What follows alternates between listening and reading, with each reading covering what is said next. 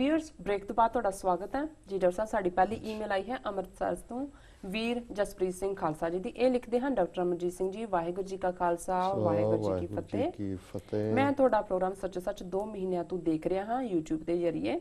ਤੁਸੀਂ ਬਹੁਤ ਹੀ ਮਨ ਨਾਲ ਕੌਮ ਦੀ ਸੇਵਾ ਕਰ ਰਹੇ ਹੋ। ਵਾਹਿਗੁਰੂ ਤੁਹਾਨੂੰ ਚੜ੍ਹਦੀ ਕਲਾ ਵਿੱਚ ਰੱਖਣ, ਜਿਸ ਨਾਲ ਸਾਡੇ ਵਰਗਿਆਂ ਨੂੰ ਸੇਧ ਮਿਲਦੀ ਰਹੇ। ਮੈਂ ਤੁਹਾਨੂੰ ਪਹਿਲੀ ਵਾਰ ਲਿਖ ਰਿਹਾ ਹਾਂ। ਮੇਰੇ 2 ਸਵਾਲ ਹਨ। ਪਹਿਲਾ, ਵੱਖਰੇ ਹੋਮਲੈਂਡ ਖਾਲਿਸਤਾਨ ਦਾ ਨਾਮ ਕਿਸ ਨੇ ਸੁਜੈਸਟ ਕੀਤਾ ਸੀ? ਪਾਕ ਦਾ ਮਤਲਬ ਵੀ ਸ਼ੁੱਧ ਤੇ ਖਾਲਸੇ ਦਾ ਮਤਲਬ ਵੀ ਸ਼ੁੱਧ ਹੀ ਹੈ। ਕੀ ਅਸੀਂ ਸਿੱਖ ਹੋਮਲੈਂਡ ਨੂੰ ਹੋਰ ਕਿਸੇ ਨਾਂ ਨਾਲ ਵੀ ਕਹਿ ਸਕਦੇ ਹਾਂ? ਦੂਸਰਾ, ਇਹ ਹੈ ਕਿ ਮੈਂ ਜਦੋਂ ਵੀ ਦਰਬਾਰ ਸਾਹਿਬ ਅੰਮ੍ਰਿਤਸਰ ਦੇ ਮੁੱਖ ਗੁਰਦੁਆਰਿਆਂ ਜਾਂ ਸ਼ਹੀਦ ਸਿੰਘਾਂ ਦੇ ਗੁਰਦੁਆਰਿਆਂ ਵਿੱਚ ਜਾਂਦਾ ਹਾਂ ਤਾਂ ਮੈਂ ਮਹਿਸੂਸ ਕਰਦਾ ਹਾਂ ਕਿ CID ਜੋੜਾ ਘਰ ਤੋਂ ਲੈ ਕੇ ਅੰਦਰ ਦਰਬਾਰ ਸਾਹਿਬ ਤੱਕ ਬਿਠਾਈ ਹੋਈ ਹੈ। ਇਹ ਗੱਲ ਮੈਂ ਬੜੇ ਮਜ਼ਬੂਤ ਦਾਅਵੇ ਨਾਲ ਕਹਿ ਰਿਹਾ ਹਾਂ। ਨੀਲੇ ਚੋਲੇ, ਗੋਲ ਦੁਮਾਲੇ, ਨਿਹੰਗ ਬਾਣੇ ਅੰਦਰ ਨਜ਼ਰ ਆਉਂਦੇ ਹਨ। ਇਹ ਹੁਣ ਕੀ ਚਾਹੁੰਦੇ ਨੇ? CID ਨੇ ਖਾਲਸਾ ਕਾਲਜ, ਗੁਰੂ ਨਾਨਕ ਦੇਵ ਯੂਨੀਵਰਸਿਟੀ ਨੂੰ ਵੀ ਆਪਣੇ ਪੂਰੇ ਘੇਰੇ 'ਚ ਲਿਆ ਹੋਇਆ ਹੈ। ਮੈਂ ਖਾਲਸਾ ਕਾਲਜ ਦਾ ਵਿਦਿਆਰਥੀ ਹਾਂ ਅਤੇ ਸਾਰੀ ਗੱਲ ਨੂੰ ਚੰਗੀ ਤਰ੍ਹਾਂ ਸਮਝਦਾ ਹਾਂ। ਅਖੀਰ ਵਿੱਚ ਮੈਂ ਤੁਹਾਡੇ ਨਾਲ ਕੋਈ ਗੱਲ ਸਾਂਝੀ ਕਰਨੀ ਚਾਹੁੰਦਾ ਹਾਂ। ਮੇਰੇ ਪਿਤਾ ਜੀ ਫੌਜ ਨਾਲ ਸੰਬੰਧਿਤ ਹਨ ਅਤੇ ਫੌਜੀ ਕਹਾਉਂਦੇ ਹਨ, ਜਦੋਂ ਕੋਈ ਸੰਤ ਭਿੰਡਰਾਂਵਾਲਿਆਂ ਦੀ ਗੱਲ ਕਰਦਾ ਹੈ ਤਾਂ ਚੁੱਪ ਕਰ ਜਾਂਦੇ ਹਨ। ਪਿੱਠ ਪਿੱਛੇ ਕਹਿੰਦੇ ਹਨ, ਇਹਦੇ ਸਾਹਮਣੇ ਗੱਲ ਨਾ ਕਰਿਆ ਕਰੋ, ਇਹ ਫੌਜੀ ਦਾ ਮੁੰਡਾ ਹੈ। ਪਰ ਮੈਂ ਜਾਣਦਾ ਹਾਂ ਕਿ ਮੇਰੇ ਦਿਲ ਵਿੱਚ ਸਿੱਖੀ ਪ੍ਰਤੀ ਅਤੇ ਸੰਤ ਭਿੰਡਰਾਂਵਾਲਿਆਂ ਪ੍ਰਤੀ ਕਿੰਨੀ ਪ੍ਰੇਮ ਭਾਵਨਾ ਹੈ। ਘਰ ਵਾਲਿਆਂ ਤੋਂ ਲੁਕੋ ਕੇ ਇੰਟਰਨੈਟ ਤੇ ਸੰਤ ਭਿੰਡਰਾਂਵਾਲਿਆਂ ਪ੍ਰਤੀ ਲਿਖਤਾਂ ਪੜ੍ਹਦਾ ਹਾਂ। ਮੈਂ ਹਰ ਪਾਸਿਓਂ ਸਿੱਖ ਹੋਮਲੈਂਡ ਦਾ ਹਮਾਇਤੀ ਹਾਂ। ਖਾਲਿਸਤਾਨ ਜਿੰਦਾਬਾਦ। ਵਾਹਿਗੁਰੂ ਜੀ ਕਾ ਖਾਲਸਾ ਵਾਹਿਗੁਰੂ ਜੀ ਕੀ ਫਤਿਹ। ਜੀ ਡਾਕਟਰ ਸਾਹਿਬ, ਅਸੀਂ ਆਪਣੇ ਨੌਜਵਾਨ ਵੀਰ ਜਸਪ੍ਰੀਤ ਸਿੰਘ ਖਾਲਸਾ ਜੀ ਦਾ ਬਹੁਤ ਧੰਨਵਾਦ ਕਰਦੇ ਜੀ। ਉਹਨਾਂ ਨੇ ਸਾਨੂੰ ਲਿਖਿਆ, ਵਿਦਿਆਰਥੀ ਨੇ, ਖਾਲਸਾ ਕਾਲਜ ਅੰਮ੍ਰਿਤਸਰ ਦੇ ਫੌਜੀ ਬਾਪ ਹੈ ਜਿਹੜਾ ਸਲੂਟ ਮਾਰਦਾ ਹੈ ਤਿਰੰਗੇ ਨੂੰ ਜੀ, ਔਰ ਪਿੰਡਾਂ ਵਾਲਿਆਂ ਦੇ ਨਾਂ ਤੋਂ ਵੀ ਘਬਰਾਉਂਦਾ ਕਿ ਕਿਤੇ ਮੁੰਡਾ ਵੀ ਨਾ ਉਹਨਾਂ ਦਾ ਬਣ ਜਾਏ ਸ਼ਰਧਾਲੂ ਜੀ ਜੀ। ਔਰ ਉਹਨਾਂ ਨੇ ਜਿਹੜਾ ਸ਼ਲਾਘਾ ਦੇ ਸ਼ਬਦ ਕਹੇ ਨੇ, ਅਸੀਂ ਉਸ ਦੇ ਲਈ ਵੀ ਉਹਨਾਂ ਦੇ ਸ਼ੁਕਰਗੁਜ਼ਾਰ ਹਾਂ ਜੀ। ਜਿਹੜੇ 2 ਸਵਾਲ ਉਹਨਾਂ ਦੇ ਨੇ ਕਿ ਖਾਲਿਸਤਾਨ ਦਾ ਨਾਂ ਕਿਹਨੇ ਰੱਖਿਆ, ਉਹਨਾਂ ਨੇ ਕਿਹਾ ਵੀ ਬੇਸ਼ੱਕ ਜਿਸ ਤਰ੍ਹਾਂ ਪਾਕ ਦਾ ਮਤਲਬ ਸ਼ੁੱਧ ਹੁੰਦਾ ਹੈ, ਖਾਲਿਸ ਦਾ ਮਤਲਬ ਵੀ ਸ਼ੁੱਧ ਹੈ ਜੀ। ਤੇ ਕੀ ਉਹਨਾਂ ਨੇ ਪੁੱਛਿਆ ਕਿ ਵੀ ਇਸ ਨੂੰ ਕਿਸੇ ਹੋਰ ਨਾਂ ਨਾਲ ਵੀ ਬੁਲਾਇਆ ਜਾ ਸਕਦਾ ਜੀ। ਦੇਖੋ, ਗੱਲ ਤਾਂ ਅਲਟੀਮੇਟਲੀ ਮੁਲਕ ਦਾ ਨਾਂ ਤਾਂ ਕੋਈ ਵੀ ਹੁੰਦਾ ਹੈ ਜਾਂ ਕਿਵੇਂ ਰੱਖਿਆ ਜਾਂਦਾ ਹੈ। ਪਾਕਿਸਤਾਨ ਦਾ ਨਾਂ ਵੀ ਜਦੋਂ ਅਜੇ ਕਿਸੇ ਦੇ ਦਿਲੋਂ ਦਿਮਾਗ 'ਚ ਵੀ ਨਹੀਂ ਸੀ, ਇੱਕ ਰਹਿਮਤ ਅਲੀ ਨਾਂ ਦਾ ਸਟੂਡੈਂਟ ਜਿਹੜਾ ਡਿਸਟ੍ਰਿਕਟ ਹੁਸ਼ਿਆਰਪੁਰ ਨਾਲ ਸੰਬੰਧਿਤ ਸੀ, ਉਹ ਇੰਗਲੈਂਡ ਦੀ ਆਕਸਫੋਰਡ ਯੂਨੀਵਰਸਿਟੀ 'ਚ ਪੜ੍ਹਦਾ ਸੀ ਤੇ ਉਹਨੇ 1930ਵਿਆਂ ਦੇ ਵਿੱਚ ਇਹ ਨਾਂ ਰੱਖਿਆ ਸੀ ਜੀ। ਤੇ ਉਦੋਂ ਜਦੋਂ ਇਹ ਨਾਂ ਰੱਖਿਆ ਗਿਆ ਕਿ ਵੀ ਇਹ ਹੋਏ ਉਹਨਾਂ ਦਾ, ਹਾਲਾਂਕਿ ਪਾਕ ਦਾ ਮਤਲਬ ਪਵਿੱਤਰ ਹੁੰਦਾ ਹੈ, ਬਟ ਉਦੋਂ ਉਹਨਾਂ ਦਾ ਕੋਈ ਹੋਰ ਕਾਨਸੈਪਟ ਸੀ ਕਿ ਜਿਹੜਾ ਇਹ ਮੁਲਕ ਕਿਵੇਂ ਬਣੇ। ਪੰਜਾਬ, ਅਫਗਾਨਿਸਤਾਨ, ਕਸ਼ਮੀਰ, ਇੰਡਸ, ਸਿੰਧ, ਇਹ ਇਹ ਵਰਡ ਦੇ ਥੱਲੇ ਜੀ। ਔਰ ਉਹਨਾਂ ਜ਼ਮਾਨੇ 'ਚ ਈਵਨ ਕਾਇਦੇ ਆਜ਼ਮ ਮੁਹੰਮਦ ਅਲੀ ਜਿਨ੍ਹਾਂ ਨੇ ਬਾਅਦ ਦੇ ਵਿੱਚ ਨੇਸ਼ਨ ਬਣਾਇਆ, ਉਹ ਪੂਰੀ ਤਰ੍ਹਾਂ ਇਸ ਗੱਲ ਨਾਲ ਸਹਿਮਤ ਸੀ ਕਿ ਸਾਨੂੰ ਅਜੇ ਦੇਸ਼ ਟੁਗੈਦਰ ਰੱਖ ਕੇ ਅਸੀਂ ਜਸਟਿਸ ਲੈ ਸਕਦੇ ਹਾਂ ਬਰਾਬਰ ਦੇ, ਕਿਉਂਕਿ ਉਹ ਟਰੂਲੀ ਸੈਕੂਲਰ ਸਨ। ਉਹਨਾਂ ਦੇ ਮਨ ਦੇ ਵਿੱਚ ਇਹ ਨਹੀਂ ਸੀ। ਉਹ ਤਾਂ ਜਿਉਂ-ਜਿਉਂ ਉਹਨਾਂ ਨੇ ਗਾਂਧੀ ਔਰ ਨਹਿਰੂ ਦਾ ਅੰਦਰੂਨੀ ਹੋਰ ਨੇੜੇ ਜਾ ਕੇ ਦੇਖਿਆ ਤੇ ਫਿਰ ਉਹਨਾਂ ਨੇ ਦੇਖਿਆ ਵੀ ਇਹ ਤਾਂ ਬੇਈਮਾਨ ਨੇ। ਜਦੋਂ ਕਿ ਉਹਨਾਂ ਨੇ ਫਿਰ 23 ਮਾਰਚ 1940 ਨੂੰ ਜਿਹੜਾ 2 ਨੇਸ਼ਨ ਥਿਊਰੀ ਦਿੱਤੀ ਲਾਹੌਰ ਦੇ ਵਿੱਚ, ਜਿੱਥੇ ਕਿ ਹੁਣ ਉਹਨਾਂ ਦੀ ਯਾਦ ਦੇ ਵਿੱਚ ਉਹ ਮੀਨਾਰੇ ਪਾਕਿਸਤਾਨ ਬਣਿਆ ਹੋਇਆ ਜੀ।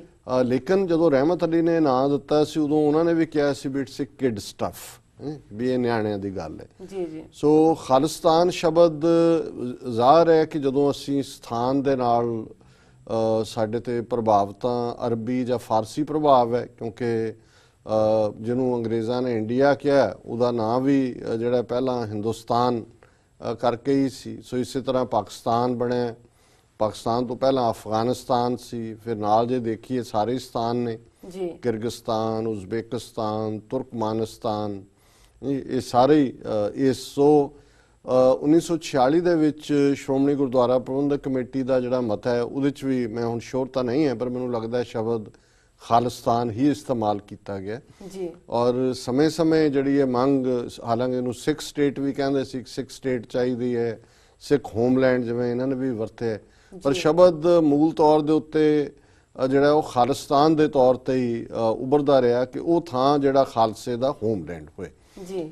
ਫਿਰ ਅਸੀਂ ਦੇਖਦੇ ਹਾਂ ਵੀ ਜਗਜੀਤ ਸਿੰਘ ਚੌਹਾਨ ਦੇ ਵੇਲੇ 1970ਵਿਆਂ ਦੇ ਵਿੱਚ ਜਦੋਂ ਕਿ ਉਹਨਾਂ ਨੇ ਖਾਲਿਸਤਾਨ ਦੀ ਖੁੱਲ੍ਹ ਕੇ ਗੱਲ ਕੀਤੀ, ਅਨੰਦਪੁਰ ਸਾਹਿਬ ਔਰ ਦੂਸਰੀ ਥਾਂ ਝੰਡੇ ਵੀ ਲਹਿਰਾਏ, ਦਲ ਖਾਲਸਾ, ਉਹਨਾਂ ਨੂੰ ਵੀ ਇਹ ਕ੍ਰੈਡਿਟ ਜਾਂਦਾ ਹੈ ਵੀ ਉਹਨਾਂ ਨੇ ਇਹ ਸ਼ਬਦ ਜਿਹੜਾ ਹੈ ਇਸ ਨੂੰ ਕਾਫੀ ਪਪੂਲਰ ਕੀਤਾ ਜੀ। ਔਰ ਫਿਰ ਫਾਰਮਲੀ ਜੇ ਇਸ ਦਾ ਅਸੀਂ ਦੇਖੀਏ ਵੀ 26 ਜਨਵਰੀ 1986 ਨੂੰ ਜਿਹੜਾ ਸਰਬੱਤ ਖਾਲਸਾ ਹੁੰਦਾ ਹੈ ਉਸ ਦੇ ਵਿੱਚ ਵੀ ਜਿਹੜਾ ਸ਼ਬਦ ਖਾਲਿਸਤਾਨ ਇਸਤੇਮਾਲ ਕੀਤਾ ਜਾਂਦਾ ਹੈ ਜੀ। ਔਰ ਫਿਰ 29 ਅਪ੍ਰੈਲ 1986 ਨੂੰ ਜਿਹੜੀ 5 ਮੈਂਬਰੀ ਕਮੇਟੀ 26 ਜਨਵਰੀ 1986 ਦੇ ਸਰਬੱਤ ਖਾਲਸਾ ਨੇ ਬਣਾਈ ਸੀ, ਉਹਨਾਂ ਨੇ ਜਦੋਂ ਡੈਕਲੇਰੇਸ਼ਨ ਆਫ ਇੰਡੀਪੈਂਡੈਂਸ ਵਾਂਗ ਖਾਲਿਸਤਾਨ ਦਾ ਐਲਾਨਨਾਮਾ, ਉਹਦਾ ਨਾਂ ਹੀ ਖਾਲਿਸਤਾਨ ਦਾ ਐਲਾਨਨਾਮਾ ਕੀਤੀ, ਤਾਂ ਉਹਦੇ ਮੁੱਢਲੇ ਸ਼ਬਦ ਹੀ ਇਹ ਨੇ ਕਿ ਅੱਜ ਤੋਂ ਖਾਲਸੇ ਦਾ ਆਪਣਾ ਘਰ ਖਾਲਿਸਤਾਨ ਹੋਵੇਗਾ, ਜਿੱਥੇ ਖਾਲਸੇ ਦੀਆਂ ਚੌਂਕੀਆਂ, ਝੰਡੇ ਬੁੰਗੇ ਜੁਗੋ ਜੁਗਾ ਟੱਲ ਹੋਣਗੇ ਜੀ। ਤੇ 10 ਨੋਹਾਂ ਦੀ ਕਿਰਤ ਕਮਾਈ ਕਰਨ ਵਾਲਿਆਂ ਦਾ ਰਾਜ ਭਾਗ ਤੇ ਪੂਰਾ ਕੰਟਰੋਲ ਹੋਵੇਗਾ ਜੀ। ਸੋ ਜ਼ਾਹਰ ਹੈ ਵੀ ਸਰਬੱਤ ਖਾਲਸਾ ਦੀ ਸਟੈਂਪ ਲੱਗਣ ਤੋਂ ਬਾਅਦ ਜਿਹੜਾ ਮੁਲਕ ਦਾ ਸੰਭਾਵੀ ਨਾਂ ਹੈ ਉਹ ਖਾਲਿਸਤਾਨ ਹੈ ਜੀ। ਬਾਕੀ ਉਹਨੂੰ ਹੋਰ ਨਾਵਾਂ ਨਾਲ ਤਾਂ ਮੈਂ ਸਮਝਦਾ ਵੀ ਗੱਲ ਤਾਂ ਇਹ ਕਨਸੈਪਟ ਇੰਪੋਰਟੈਂਟ ਹੈ ਕਿ ਇੱਕ ਐਸਾ ਖਿੱਤਾ, ਇੱਕ ਐਸੀ ਥਾਂ ਜਿੱਥੇ ਕਿ ਤੁਸੀਂ ਆਪਣੀ ਕਿਸਮਤ ਦਾ ਫੈਸਲਾ ਆਪ ਕਰਦੇ ਹੋ, ਤੁਸੀਂ ਸੋਵਰਨ ਹੋ, ਤੁਹਾਡੇ ਤੇ ਕਿਸੇ ਹੋਰ ਦਾ ਹੁਕਮ ਨਹੀਂ ਚੱਲਦਾ। ਸੋ ਜ਼ਾਹਰ ਹੈ ਵੀ ਖਾਲਸਾ ਸ਼ਬਦ ਸਿਰਫ ਖਾਲਸ ਦੀ ਸੈਂਸ 'ਚ ਨਹੀਂ ਹੈ ਜਿਵੇਂ ਇਹਨਾਂ ਨੇ ਪਾਕ ਔਰ ਖਾਲਸਾ ਸ਼ੁੱਧ ਦੀ ਸੈਂਸ 'ਚ ਲਿਆ ਜੀ। ਖਾਲਸਾ ਅਸਲ 'ਚ ਕਿਉਂਕਿ ਜ਼ਿਆਦਾ ਇਸਤੇਮਾਲ ਇਹ ਸ਼ੁੱਧ ਦੀ ਸੈਂਸ ਹੋਣਾ ਸ਼ੁਰੂ ਹੋਇਆ, ਪਰ ਮੈਂ ਸਮਝਦਾ ਵੀ ਸ਼ੁੱਧ ਨਾਲੋਂ ਵੀ ਇਸ ਦਾ ਮਤਲਬ ਜਦੋਂ ਅੱਜ ਵੀ ਤੁਸੀਂ ਰੈਵਨਿਊ ਦੇ ਪੁਰਾਣੇ ਰੈਕਡ 'ਚ ਦੇਖੋ ਤੇ ਕੁਝ ਜ਼ਮੀਨਾਂ ਹੁੰਦੀਆਂ ਸੀ ਜਿਨ੍ਹਾਂ ਨੂੰ ਕਹਿੰਦੇ ਸੀ ਜ਼ਮੀਨੇ ਖਾਲਸਾ ਜੀ। ਉਹ ਜ਼ਮੀਨੇ ਖਾਲਸਾ ਜਿਹੜੀ ਹੈ ਉਹ ਜ਼ਮੀਨ ਸੀ ਜਿਹਦਾ ਬਾਦਸ਼ਾਹ ਸਿੱਧੇ ਤੌਰ ਤੇ ਮਾਲਕ ਹੁੰਦਾ, ਉਹਨੂੰ ਖਾਲਸਾ ਜ਼ਮੀਨ ਕਹਿੰਦੇ ਸੀ ਕਿ ਉਹ ਕਿਸੇ ਦੀ ਇਕੱਲੇ ਦੇ ਕਿਸੇ ਹੋਰ ਦੀ ਨਹੀਂ ਹੈ, ਉਹਦਾ ਉਹ ਜਿਹੜੀ ਹੈ ਡਾਇਰੈਕਟਲੀ ਬਾਦਸ਼ਾਹ ਦੇ ਥੱਲੇ ਹੈ। ਸੋ ਜਦੋਂ ਇਹ ਖਾਲਸਾ ਲਕਬ ਜਾਂ ਖਾਲਸਾ ਸ਼ਬਦ ਆਇਆ ਤੇ ਇਹ ਫ੍ਰੀ ਦੀ ਸੈਂਸ 'ਚ ਹੈ, ਸਾਵਰਨ ਦੀ ਸੈਂਸ 'ਚ ਹੈ, ਬਾਦਸ਼ਾਹ ਦੀ ਸੈਂਸ ਹੈ, ਖਾਲਸਾ ਦੀ ਰਾਇਲ ਜੀ। ਔਰ ਗੁਰੂ ਗ੍ਰੰਥ ਸਾਹਿਬ ਦੇ ਵਿੱਚ ਇੱਕ ਥਾਂ ਤੇ ਸ਼ਬਦ ਖਾਲਸਾ ਆਉਂਦਾ ਹੈ ਔਰ ਉਹ ਕਬੀਰ ਸਾਹਿਬ ਨੇ ਇਸਤੇਮਾਲ ਕੀਤਾ ਔਰ ਉਹਦੇ 'ਚ ਉਹਨਾਂ ਨੇ ਪਹਿਲਾਂ ਹੋਰ ਤਰ੍ਹਾਂ ਦੇ ਜਿਹੜੇ ਪੂਜਾ ਪਾਠ ਰਿਚੁਅਲਿਜ਼ਮ ਹੋਰ ਚੀਜ਼ਾਂ ਨੂੰ ਨੈਗੇਟ ਕਰਕੇ ਉਹਨਾਂ ਨੇ ਕਹੋ ਕਬੀਰ ਜਨ ਭਏ ਖਾਲਸੇ, ਕਿ ਵੀ ਹੁਣ ਮੈਂ ਮੁਕਤ ਹੋ ਗਿਆ, ਹੁਣ ਮੈਂ ਫ੍ਰੀ ਹਾਂ। ਸੋ ਜਿਹੜਾ ਸਿੱਧੇ ਤੌਰ ਤੇ ਨਿਰੰਕਾਰ ਦੇ ਨਾਲ ਜੁੜਿਆ ਹੋਇਆ ਹੈ, ਨਿਰੰਕਾਰ ਕਿਉਂਕਿ ਦੇਖੋ ਜਿੰਨੀ ਸੋਵਰਨਿਟੀ ਹੈ, ਬਾਦਸ਼ਾਹਤ ਹੈ, ਇਹ ਰੱਬ ਚੋਂ ਨਿਕਲਦੀ ਹੈ। ਅਮਰੀਕਨ ਡੈਕਲੇਰੇਸ਼ਨ ਆਫ ਇੰਡੀਪੈਂਡੈਂਸ ਦੇ ਵੀ ਮੁੱਢਲੇ ਸ਼ਬਦ ਇਹ ਨੇ ਕਿ ਆਲ ਮੈਨ ਆਰ ਕ੍ਰੀਏਟਡ ਇਕੁਅਲ, ਕਿਉਂਕਿ ਸਭ ਤੋਂ ਪਹਿਲਾਂ ਬਾਦਸ਼ਾਹ ਜਿਹੜਾ ਹੈ ਉਹ ਨਿਰੰਕਾਰ ਹੈ, ਰੱਬ ਹੈ ਜੀ। ਇਸ ਲਈ ਜਦੋਂ ਕੋਈ ਹਰ ਸਮਾਨ ਨਹੀਂ ਰਾਜਾ, ਇਹ ਜੋ ਭੂਪਤ ਦਿਵਸ ਚਾਰ ਕੇ ਝੂਠੇ ਕਰਤ ਦਿਵਾਜਾ, ਕਿ ਜਿਹੜੀ ਸੋਵਰਨਿਟੀ ਅਕਾਲ ਪੁਰਖ ਚੋਂ ਨਿਕਲਦੀ ਹੈ। ਸੋ ਮੈਂ ਖਾਲਸੇ ਦੇ ਇਸ ਅਰਥ ਨੂੰ ਜ਼ਿਆਦਾ ਪ੍ਰਮਾਣਿਕ ਮੰਨਦਾ ਕਿ ਖਾਲਸਾ ਦਾ ਮਤਲਬ ਹੈ ਖਾਲਸਾ ਦਾ ਰਾਇਲ, ਕਿ ਵੀ ਜਿਹੜਾ ਬਾਦਸ਼ਾਹਤ ਹੈ, ਜਿਹਦੇ ਅੰਦਰ ਹੀ ਬਾਦਸ਼ਾਹਤ ਹੈ। ਔਰ ਫਿਰ ਜ਼ਾਹਰ ਹੈ ਵੀ ਜਿਹੜਾ ਰਾਇਲ ਹੈ, ਰੱਬ ਨਾਲ ਜੁੜਿਆ ਹੋਇਆ, ਉਹ ਸ਼ੁੱਧ ਵੀ ਹੈ, ਉਹ ਬੇਡਰ ਵੀ ਹੈ, ਨਿਰਭਉ ਵੀ ਹੈ, ਨਿਰਵੈਰ ਵੀ ਹੈ। ਫਿਰ ਜਿਹੜੇ ਰੱਬ ਦੇ ਟ੍ਰੇਟ ਨੇ ਉਹ ਗੁਰੂ ਸਾਹਿਬ ਨੇ ਜਿਹੜੇ ਨੇ ਖਾਲਸੇ ਦੇ ਅੰਦਰ ਭਰੇ ਨੇ ਔਰ ਖਾਲਸੇ ਤੋਂ ਐਕਸਪੈਕਟ ਕੀਤਾ ਕਿ ਉਹ ਉਹਨਾਂ ਗੁਣਾਂ ਦਾ ਧਾਰਨੀ ਹੋਏ ਜੋ ਬਿਨਾਂ ਕਿਸੇ ਡਰ ਤੋਂ ਵਿਚਰਨਾ, ਬਿਨਾਂ ਕਿਸੇ ਨਾਲ ਵੈਰ ਕੀਤੇ। ਸੋ ਜਿਹੜਾ ਉਹਨਾਂ ਦਾ ਅਗਲਾ ਸਵਾਲ ਸੀ, ਇਸ ਸਵਾਲ ਕਿ ਭਾਈ ਜਿਹੜਾ ਸਵਾਲ ਨਹੀਂ ਸੀ, ਰਾਦਰ ਇਨਫੋਰਮੇਸ਼ਨ ਸੀ ਕਿ ਸ਼੍ਰੀ ਹਰਮੰਦਰ ਸਾਹਿਬ ਗੁਰਦੁਆਰਾ ਸ਼ਹੀਦਾਂ ਔਰ ਜਿਹੜੇ ਵੀ ਹੋਰ ਗੁਰਦੁਆਰੇ ਨੇ, even Khalsa college Guru Nanak university, ਇਹ ਸਾਰੇ ਦੇ ਵਿੱਚ CID ਜਾਂ ਇੰਡੀਅਨ ਇੰਟੈਲੀਜੈਂਸ ਨੇ ਆਪਣਾ ਪੂਰਾ ਨੈਟਵਰਕ ਬਣਾਇਆ ਹੋਇਆ ਹੈ। ਉਹਨਾਂ 'ਚੋਂ ਬਹੁਤ ਸਾਰੇ ਜਿਹੜੇ ਨੇ ਉਹ ਨੀਲੇ ਚੋਲੇ ਔਰ ਦੁਮਾਲਿਆਂ ਵਾਲੇ ਨੇ। ਦੇਖੋ ਜੇ ਹੁਣ ਟੋਪੀ ਜਾਂ ਧੋਤੀ ਜਾਂ ਬੋਦੀ ਦੇ ਨਾਲ ਕੋਈ ਹੋਏਗਾ ਉਹ ਤਾਂ ਤੁਹਾਨੂੰ ਪਤਾ ਲੱਗੇਗਾ ਕਿ ਭਾਈ ਕੌਣ ਹੈ ਜੀ। ਸੋ ਉਹਨਾਂ ਨੂੰ ਹੁਣ ਲੋੜ ਹੀ ਨਹੀਂ ਹੈ। ਜਦੋਂ ਬਾਦਲ ਕੁਹਾੜੀ ਦਾ ਦਸਤਾ ਬਣਨ ਨੂੰ ਤਿਆਰ ਹੈ ਤੇ ਸ਼੍ਰੋਮਣੀ ਕਮੇਟੀ ਦਾ ਸਾਰਾ ਨੈਟਵਰਕ ਹੀ ਇੰਟੈਲੀਜੈਂਸ ਦਾ ਨੈਟਵਰਕ ਹੈ। ਕਿਹੜੀ ਜਾਣਕਾਰੀ ਜਿਹੜੀ ਇਹਨਾਂ ਕੋਲ ਨਹੀਂ ਹੈ ਤੇ ਕਿਹੜੀ ਜਾਣਕਾਰੀ ਹੈ ਜਿਹੜੀ ਇਹ ਸਾਂਝੀ ਨਹੀਂ ਕਰਦੇ।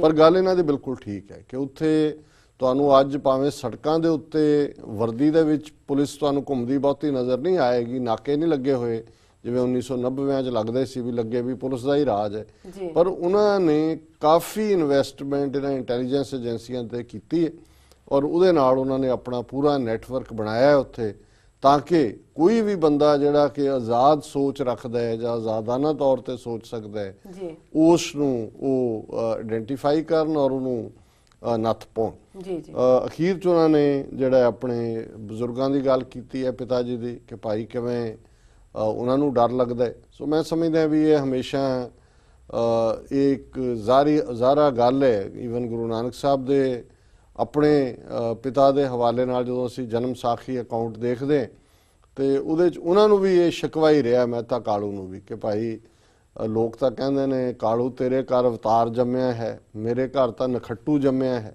ਐਸੇ ਜੰਮਣੇ ਸੇ ਤਾਂ ਤੂੰ ਨਿੱਜ ਜੰਮ ਦੋ।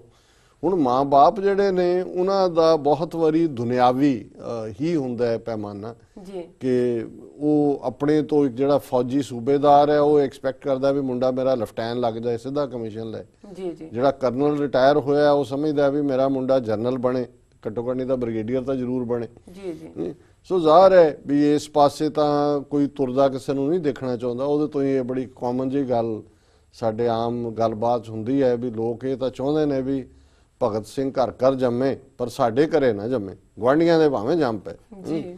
ਸੋ ਕਿਉਂਕਿ ਕੋਈ ਵੀ ਤੱਤੇ ਰੇਤੇ ਤੇ ਪੈਰ ਨਹੀਂ ਰੱਖਣਾ ਚਾਹੁੰਦਾ, ਕੋਈ ਵੀ ਬਰਬਾਦੀ ਨਹੀਂ ਚਾਹੁੰਦਾ ਆਪਣੀ। ਜੀ ਜੀ ਪਰ ਮੈਂ ਸਮਝਦਾ ਵੀ ਫਿਰ ਵੀ ਜੇ ਜਿਹੜਾ ਸਦਕ ਹੈ, ਸਿੱਖੀ ਹੈ, ਉਹ ਤਾਂ ਹਰ ਇੱਕ ਦਾ ਇੱਕ ਆਜ਼ਾਦਾਨਾ ਹੱਕ ਹੈ। ਔਰ ਸਿੱਖੀ ਔਰ ਆਜ਼ਾਦੀ ਜੀ ਇਹ ਦੋਨੋਂ ਨਾਲ ਨੇ। ਜਿਹੜਾ ਸਿੱਖ ਹੋ ਕੇ ਆਜ਼ਾਦ ਸੋਚ ਨਹੀਂ ਰੱਖਦਾ ਉਹ ਸਿੱਖ ਹੋਣ ਦਾ ਹੱਕਦਾਰ ਨਹੀਂ ਹੈ। ਸੋ ਮੈਂ ਸਮਝਦਾ ਵੀ ਸੰਤ ਭਿੰਡਰਾਂ ਵਾਲੇ ਸਾਡੇ ਅਜੋਕੇ ਸ਼ਹੀਦ ਜਾਂ ਜੂਝ ਰਹੇ ਯੋਧੇ ਜਿਹੜੇ ਨੇ ਉਹ ਸਾਡੀ ਆਜ਼ਾਦੀ ਦੀ, ਸਿੱਖੀ ਦੀ ਜਿਹੜੀ ਹੈ ਟ੍ਰੈਡੀਸ਼ਨ, ਸਿੱਖੀ ਦਾ ਜਿਹੜਾ ਰਾਦਰ ਮੂਲ ਬੇਸ ਹੈ ਉਸ ਦੀ ਰਹਿਨੁਮਾਈ ਕਰਦੇ ਨੇ। ਔਰ ਮੈਂ ਵੀਰ ਜਸਪ੍ਰੀਤ ਸਿੰਘ ਖਾਲਸਾ ਜੀ ਨੂੰ ਸ਼ੁਭ ਕਾਮਨਾਵਾਂ ਦਿੰਦੇ ਕਿ ਉਹ ਠੀਕ ਰਸਤੇ ਤੇ ਨੇ ਔਰ ਮਹਾਰਾਜ ਕਿਰਪਾ ਕਰੇ ਇਵੇਂ ਹੀ ਉਹਨਾਂ ਦਾ ਗੁਰੂ ਨਾਲ, ਗੁਰੂ ਪੰਥ ਨਾਲ ਔਰ ਗੁਰੂ ਪੰਥ ਦੀ ਹੋਣੀ ਜਿਸ ਖਾਲਿਸਤਾਨ ਦੇ ਨਾਲ ਜੁੜੀ ਹੋਈ ਹੈ ਉਹਦੇ ਲਈ ਇਹਨਾਂ ਨੂੰ ਕੰਮ ਕਰਨ ਦੀ ਸਮਰੱਥਾ ਦੇਣ। ਔਰ ਮੈਂ ਇਹ ਜ਼ਰੂਰ ਇਹਨਾਂ ਨੂੰ ਬੇਨਤੀ ਕਰਾਂਗਾ ਕਿ ਦਿਲ ਲਾ ਕੇ ਆਪਣੀ ਪੜ੍ਹਾਈ ਕਰੋ, ਕਿ ਆਪਣੀ ਪੜ੍ਹਾਈ ਦੇ ਵਿੱਚ ਐਕਸੈਲ ਕਰੋ, ਆਪਣੇ ਇਸ ਪਾਸੇ ਵੀ ਧਿਆਨ ਦਿਓ ਲੇਕਿਨ ਪੜ੍ਹਾਈ ਇਗਨੋਰ ਨਾ ਕਰੋ। ਅਲਟੀਮੇਟਲੀ ਐਜੂਕੇਸ਼ਨ ਔਰ ਪੈਸ਼ਨ ਜਦੋਂ ਦੋਨੋਂ ਕੰਬਾਈਨ ਹੋਣਗੇ, ਸਾਡੇ ਕੋਲ ਇਸ ਕਿਸਮ ਦੇ ਨੌਜਵਾਨ ਵੀਰ ਭੈਣਾਂ ਸਾਹਮਣੇ ਹੋਣਗੇ ਤੇ ਸਾਡੀ ਮੰਜ਼ਿਲ ਹੋਰ ਵੀ ਜਲਦੀ ਜਿਹੜੀ ਹੈ ਉਹ ਕਰੀਬ ਆਏਗੀ। ਬਹੁਤ ਬਹੁਤ ਧੰਨਵਾਦ ਜੀ। ਬਿਲਕੁਲ ਡਾਕਟਰ ਸਾਹਿਬ, ਉਹਨਾਂ ਨੇ ਬ੍ਰੇਕ ਵਿਊਅਰਸ ਅਸੀਂ ਕਿਤੇ ਨਹੀਂ ਜਾਣਾ, ਮਿਲਦੇ ਹਾਂ ਛੋਟੇ ਬ੍ਰੇਕ ਤੋਂ ਬਾਅਦ।